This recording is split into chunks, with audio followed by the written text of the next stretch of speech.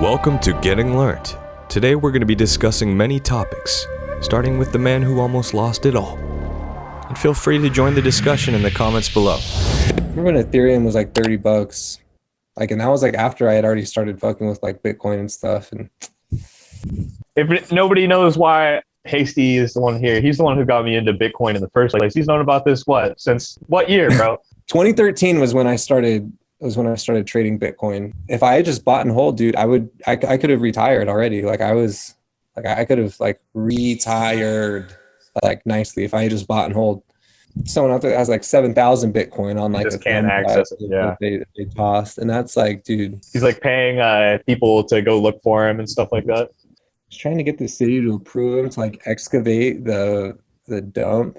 They wouldn't do it, and that would be real tough, man. That would be real tough. I mean, there's definitely some people that have killed themselves, for sure. Yeah. Which, I mean, I get it, dude. Like that, man. That's got to be tough. Like, you think about that every single day. I mean, you got to imagine every single time someone mentions Bitcoin or anything like that, it's like it's just a reminder of, man, I don't know. But, that also from a philosophical standpoint, right? Like that also speaks to like why it's so important to be able to appreciate what you have and be happy with what you have and not, not be jealous or not 100%.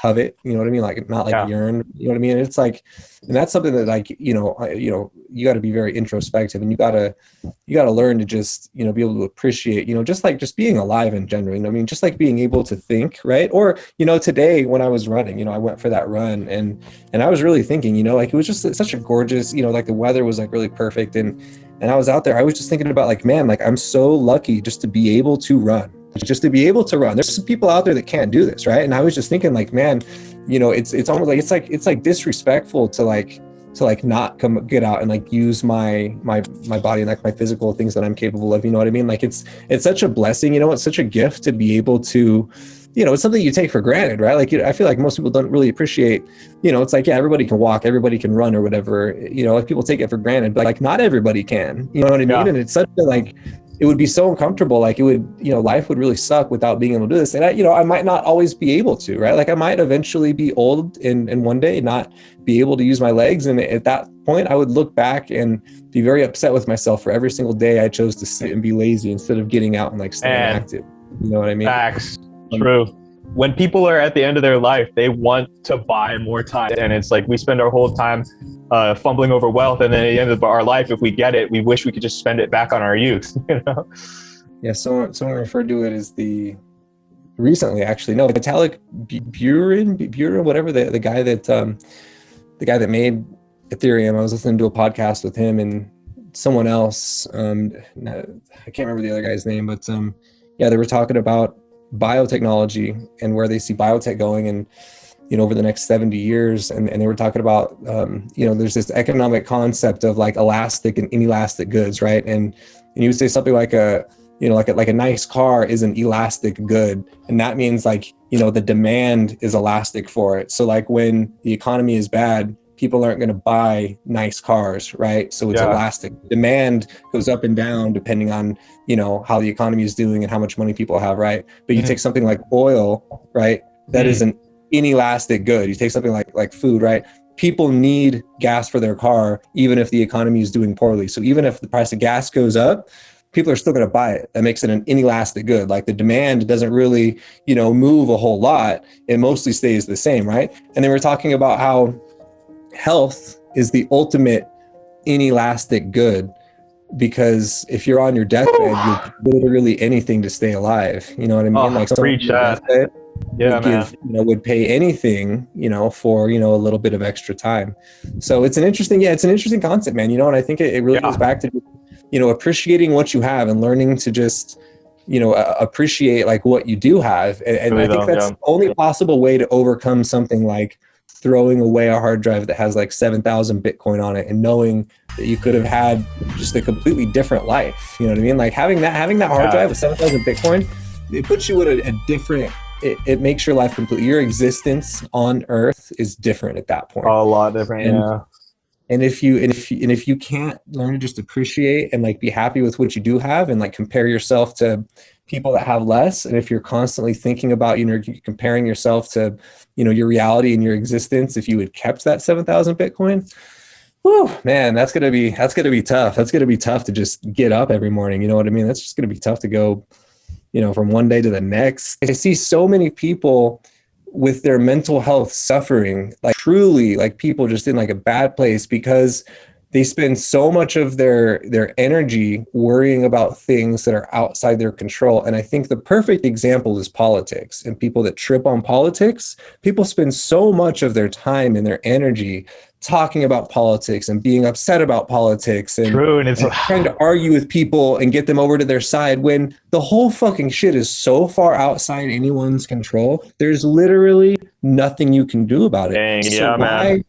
why are you giving so much of your energy to something that only makes you upset and brings you down and ruins your mental health? Yeah. You're doing this optionally. Wouldn't it be easier to just turn the TV off and ignore it and pretend it doesn't exist? Wouldn't it be a more calm, happy, cheerful, peaceful life? Yeah. Damn, bro, we should have worn masks for this. This is irresponsible. Dude, straight up, mask up, bro. Hold on, I don't have a mask, but I got the fucking dude. It was funny because I was. Let me get my mask on. No, it's funny because I was at this conference. It's a virtual conference for my work, right? And they have these little poker tables set up, and I was like, oh, there you go. This is the real mask, bro.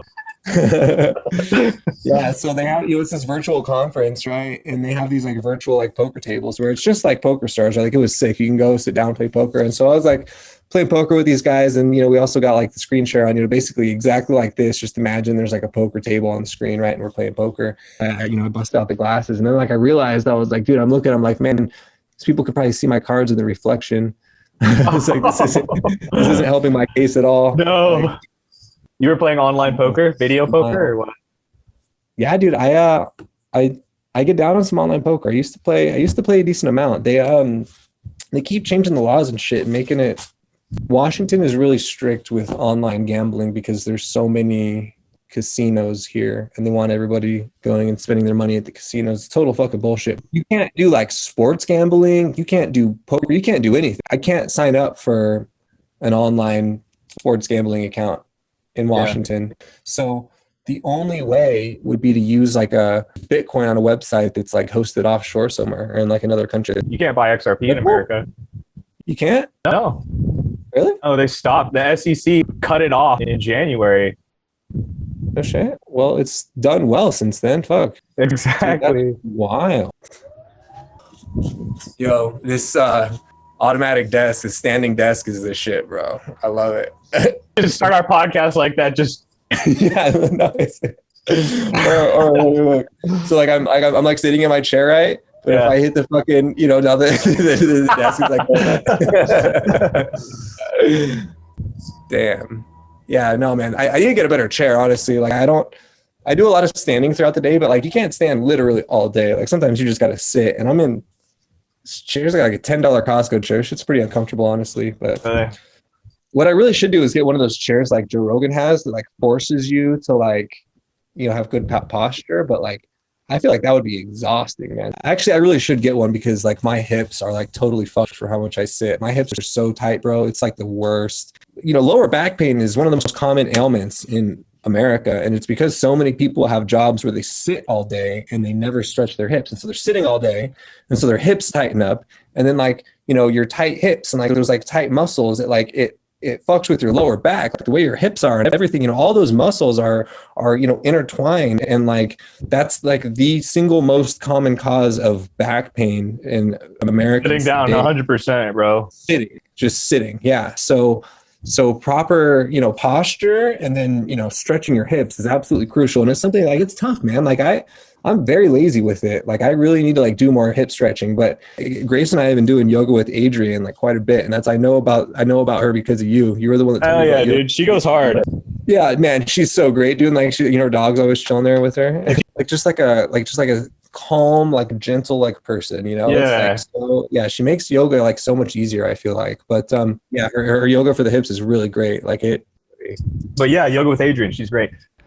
If you guys were interested in anything we talked about, please give us a like. It really helps us out, as well as a subscribe. And we will be dishing out more content to you very soon. Thank you guys for tuning in.